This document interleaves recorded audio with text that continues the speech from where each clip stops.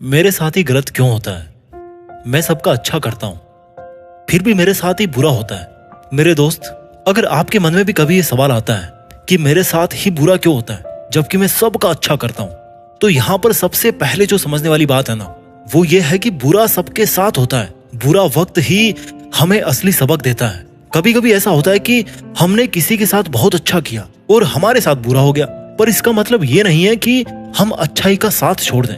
अगर हमने किसी के साथ अच्छा किया है तो हमें उसका फल जरूर मिलेगा वक्त आने के बाद। जिंदगी को एक स्टेज प्ले मान लीजिए और उसमें आप एक किरदार निभा रहे हैं। यहाँ इस किरदार को हर चीज का सामना करना पड़ेगा और इसी से सीखते हुए वो आगे बढ़ता जाएगा। अगर आपको कभी ऐसा लगता है ना कि भगवान ने आपसे कुछ छीन लिया है, तो इस बात की असलियत ये है कि भगवान हमारे हाथ से कुछ अगर छीनता है तो वो तभी छीनता है जब हमारे उन्हीं हाथों में उसको कुछ बेहतर देना होता है। इसलिए बेफिक्र रहो दोस्त, भगवान सेल्फिश नहीं होते, समझदारी से हर चीज सौंपते हैं। जिस तरह बुराई के बिना हमें अच्छाई की कदर नहीं होती, वैसे ही बुरे वक्त के बिना अच्छे वक्त और सुख की कदर नहीं होती।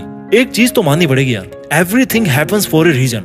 कैट ब्लोअर की किताब है everything happens for a reason. इसमें खूब अच्छे से समझाया गया है कि आपके साथ जो कुछ भी होता है उसकी कोई ना कोई वजह जरूर होती है, कुछ भी बिना वजह के नहीं होता। एक एग्जाम्पल से समझते हैं। रामायण में श्री राम को 14 साल का वनवास काटना पड़ा, जिसके लिए वे बिल्कुल भी तैयार नहीं थे, पर उन्होंने खुद को तैयार किया, हिम्मत की और वनवास की ओर अपने कदम बढ़ाए। श्री राम तो भगवान थे। आप देखिए, भगवान होने के बाद भी उन्हें इंसानी रूप में कितनी पीड़ा और दुख सहने पड़े, पर वे हिम्मत से सबसे लड़े थे, क्योंकि वह उनकी मंजिल नहीं थी, मात्र एक सफर था। महाभारत के समय अर्जुन ने श्री कृष्ण से पूछा कि हमारे साथ बुरा क्यों होता है। उनके ये सवाल पूछने पर श्री कृष्ण ने अर्जुन को यह समझाने की कोशिश करी, एक कहानी सुनाई।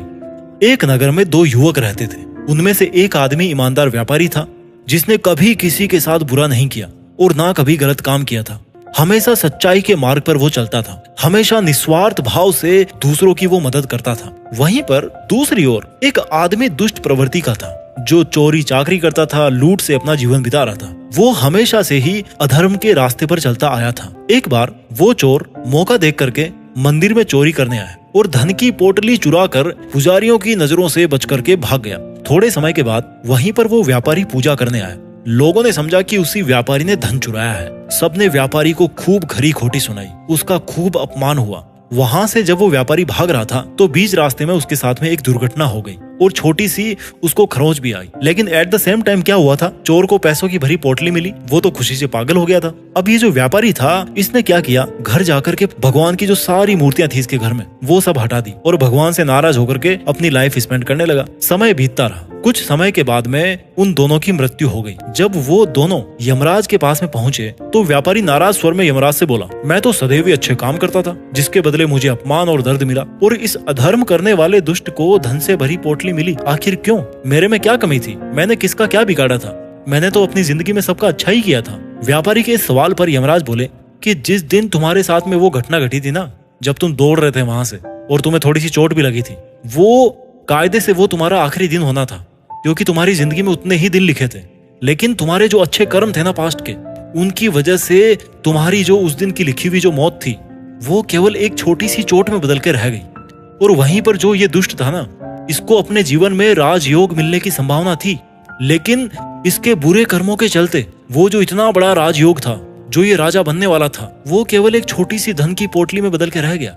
श्री कृष्ण कहते हैं कि भगवान हमें किस रूप में क्या दे रहे हैं, इसको समझ पाना बहुत कॉम्प्लिकेटेड है, पर इतना तय है कि यदि आप अपने कर्म अच्छे रखोगे तो भगवान आप पर कृपा बनाए रखेंगे। तो मेरे दोस्त, एक बहुत बड़ी मंजिल के लिए मुश्किल सफर तो डिजर्व होता है। एक बात अपने एक्सपीरियंस से बताऊं तो ऐसा है ना कि देखिए, हर कोई हमारी जिंदगी में मुश्किलों का सामना करता है। मैं भी करता हूँ, आप भी करते हो, और हम सब यही सीखते हैं कि मुश्किलों और बुरे वक्त इनसे जो गुजर जाता है वो और भी ज्यादा पावरफुल बन जाता है और समझदारी से काम को करने के योग्य बन जाता है। उसके बाद में आती है लॉ ऑफ कर्मा। कर्म का नियम क्या है, उससे आप क्या समझते हो? शायद यही ना कि जैसी करनी वैसी भरनी। कुछ ये भी समझते हैं कि पिछले जन्मों के जो कर्म हमारे साथ में आए हैं, उनका नतीजा हम इस जन्म में भुगतते हैं। देखिए, हो सकता है ये चीजें बहुत जगह लिखी हुई है, सच भी होंगी। मेरा जो पर्सनल ओपिनियन है, मैं किसी पर थोप नहीं रहा, मेरा जो पर्सनल ओपिनियन है वो ये है कि हमारे लिए सबसे इम्पोर्टेंट, अगर हमने जन्म लिया है तो हमारे लिए सबसे इम्पोर्टेंट है ये वाली लाइफ जो अभी हम जी रहे हैं। अच्छा हो या बुरा हो, वो हमें इसी जन्म में देखना पड़ेगा। सिंपल भाषा में अगर मैं बताऊं तो किसी ना किसी रूप में आपके इनपुट्स जो होंगे, आप जो काम कर रहे हो उसी का आपको आउटपुट मिलेगा, उसी तरह के आपको आउटपुट मिलेंगे और वैसा ही रिजल्ट आपको देखने को मिलेगा। तो ये सोच करके निराश ना होना कि आपके साथ हमेशा बुरा ही क्यों होता है। मेरा जो कंसेप्ट है वो ये है, अगर आज आपके साथ में बुरा हो गया तो कल आपके साथ में अच्छा जरूर होगा। अगर कल आपके साथ में अच्छा हुआ था तो हो सकता है आज आपके साथ में बुरा हो जाए या आगे भी आपके साथ में बुरा हो जाए। ये एक साइकिल है जो चलती रहती है, अच्छा भी होगा और बुरा भी होगा। जिस वक्त आपको ये लगे ना कि आपके साथ कितना बुरा हो रहा है तो ये सोचना शुरू कर दीजिए कि अब तक आपके साथ में ये क्यों हुआ, ये अच्छा क्यों हुआ और ये बुरा क्यों हुआ। जो सब आपके पास में है, जो सब आपके पास में नहीं है, जो आपने फेस नहीं किया, जो और मुश्किल समय हो सकता था, उसके लिए भगवान का शुक्रिया कीजिए। हर सवाल का जवाब होता है, बस बैठो और थोड़ा सोचो, खुद को एनालाइज करो। सेल्फ डिस्कवरी सबसे जरूरी है लाइफ में। सवाल करोगे तो जवाब भी मिलेगा। सवाल करो खुद से कि ऐसा क्यों हुआ, अगर हुआ तो उसका सॉल्यूशन क्या है। अब ये सोचो कि हमारी लाइफ में जो सबसे बड़ा गोल है, जिसके लिए हम जीते हैं, उसके सामने ये परेशानी कितनी बड़ी है। ये सब मैं सही कर रहा हूँ। जब आपकी लाइफ में आपके लिए आपका गोल सबसे इंपॉर्टेंट होगा ना, तो ये जितनी भी प्रॉब्लम्स है ना वो बहुत छोटी लगने लग जाएगी।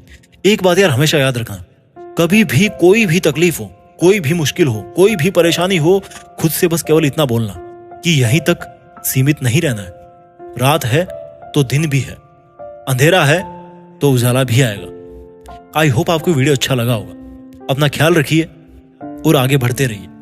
Thank you so much.